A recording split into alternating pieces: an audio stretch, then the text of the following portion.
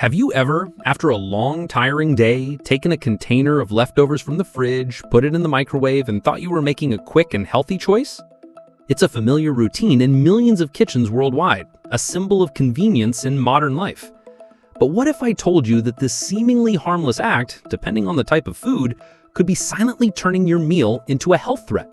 That some of our favorite foods, when reheated, can release toxic compounds, increasing the risk of chronic diseases, digestive problems, and even cancer and brain damage over time. This is not an empty warning or a baseless rumor. This is a truth backed by scientific research from the world's most reputable health organizations like the WHO, FDA, and studies published in leading medical journals. In this article, we will analyze in detail, not only to discover which foods require absolute caution when reheating, but also to understand the surprising scientific reasons behind it. Knowledge is power. Understanding what is really happening at a molecular level in your food will help you make smarter choices, protecting your and your family's precious health every day. I am Dr. Minions, a master of medicine specializing in emergency and critical care. Are you ready to uncover this secret? If you're busy, please save the video to watch later. 1. Spinach, from superfood to hidden danger. Spinach is a true nutritional powerhouse. We love it for its versatility and undeniable health benefits. Whether blended in a smoothie, sautéed with garlic, layered in lasagna, or tossed in a salad, this leafy green is a staple packed with vitamins D, C, K, iron, and antioxidants. However, the very habit of reheating cooked spinach can turn this superfood into a potential health risk. The core issue lies in its naturally high nitrate content. In their natural state, nitrates are completely harmless, even beneficial. But when spinach is cooked, stored, especially at room temperature or in the fridge for too long, and then reheated, a dangerous chemical transformation occurs. According to studies confirmed by the Wisconsin Department of Health Services and the Hong Kong Center for Food Safety, the high heat during reheating causes nitrates to break down into nitrites.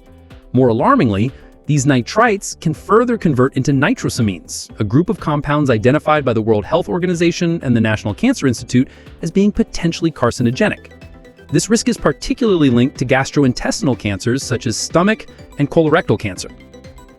For infants under 6 months, the risk is even more acute, potentially causing blue baby syndrome, methemoglobinemia, a dangerous condition where nitrites interfere with the blood's ability to carry oxygen. For the elderly, whose bodies are inherently more sensitive, this risk takes on a different nuance. Our cellular repair mechanisms slow down with age, and our detoxification systems become less efficient. Emerging studies suggest that long-term exposure to low levels of nitrosamines may contribute to nerve damage and chronic inflammation, a factor linked to cognitive decline and neurodegenerative diseases like Alzheimer's disease. Imagine a very familiar scenario. You cook a large pot of vegetable soup with spinach over the weekend. By midweek, you reheat a portion in the microwave. Although convenient, the storage and reheating process may have created nitrosamines. Repeating this habit over months and years can cause these compounds to accumulate silently, contributing to long-term health risks. The safe solution: instead of avoiding spinach altogether, let's change how we handle it. It's best to consume spinach fresh or only lightly cooked. If you have leftovers, try eating them cold in salads or gazpacho. If you must reheat, use low heat on the stovetop instead of the microwave, and absolutely do not reheat it multiple times. 2. Potatoes and the risk of botulism. A foil-wrapped baked potato is a beloved side dish, but that very foil wrapping can create a deadly environment. The risk here is Clostridium botulinum, the bacterium that causes botulism, one of the most dangerous types of food poisoning. C. botulinum thrives in low oxygen environments. When you bake a whole potato tightly wrapped in foil, you inadvertently create a perfect anaerobic incubator. The bacteria's spores can survive baking temperatures. If the potato is then left to cool slowly at room temperature while still wrapped in foil, these spores have the opportunity to germinate and produce a powerful neurotoxin. A famous botulism outbreak in 1994 in Texas sickened 30 people who ate a potato salad made from foil-wrapped baked potatoes left at room temperature.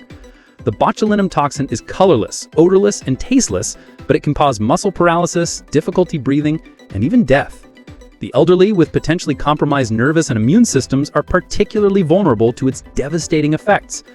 The safe solution: if you bake foil-wrapped potatoes, eat them immediately while they're hot. If there are leftovers, remove the foil immediately, cool them quickly, and store them in the refrigerator.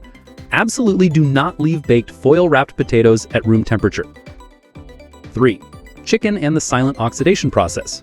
Chicken is considered a lean, healthy protein, but when reheated, especially at high temperatures, its protein and fat structures change in harmful ways. Research from PMC 2020 shows reheating at 70 degrees Celsius or higher significantly increases lipid oxidation. It creates T-bars, or thiobarbituric acid reactive substances, an indicator of harmful oxidation. It reduces the activity of antioxidant enzymes like catalase and superoxide dismutase, and it increases non-heme iron and hydroxyl radicals, promoting inflammation. The scientific studies above have shown that reheating chicken to temperatures of 70 degrees Celsius and above significantly increases lipid oxidation. This process creates harmful compounds like T-bars and advanced glycation end products. These compounds not only make the chicken tougher and harder to digest, but they are also a major cause of low-grade systemic inflammation in the body. Chronic inflammation is recognized as the root cause of many modern diseases, from heart disease and insulin resistance to neurodegenerative diseases like Alzheimer's disease.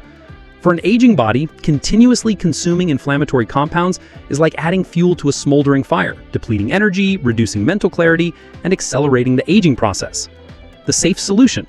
It's best, if you need to reheat chicken, to choose a gentle method like using a low-temperature oven or pan searing on the stove, rather than the microwave, which can create uneven hot spots. And most importantly, do not reheat it multiple times. 4. Eggs and oxidized cholesterol. Eggs are a nutritional superstar, but reheating them can tarnish their benefits. The main concern here is the oxidation of cholesterol on the yolk. When exposed to high heat multiple times, cholesterol can transform into compounds called oxysterols. Studies published in reputable journals like Nature have confirmed that oxysterols have cytotoxic and potentially carcinogenic properties. They also contribute to inflammation and increase the risk of cardiovascular diseases. As with chicken, consuming these inflammatory compounds can place an unnecessary burden on an older person's body, affecting cardiovascular health and cognitive function. The safe solution? It's best to prioritize eating freshly cooked eggs. If you hard-boil eggs to eat later, enjoy them cold as a snack or in a salad rather than reheating them. And understanding the risks from each type of food is crucial, but applying general food safety principles is even more important. Based on recommendations from the FDA and international health agencies, remember these rules. The 2-hour, 2-day rule. Refrigerate food within 2 hours of cooking, consume leftovers within 2 days. The danger zone. Bacteria grow fastest between 4 degrees Celsius and 60 degrees Celsius, or 40 degrees Fahrenheit and 140 degrees Fahrenheit. Minimize the time food spends in this range. Safe reheating temperature. Always reheat food to a minimum internal temperature of 74 to 75 degrees Celsius or 165 degrees Fahrenheit. Limit reheating times. Although there's no rigid rule, each reheating increases the risk of nutritional degradation and the formation of harmful compounds. It is best to reheat only once. And if you don't know the most effective way to lower blood lipids without medication, click on this video. The link is also in the comments below.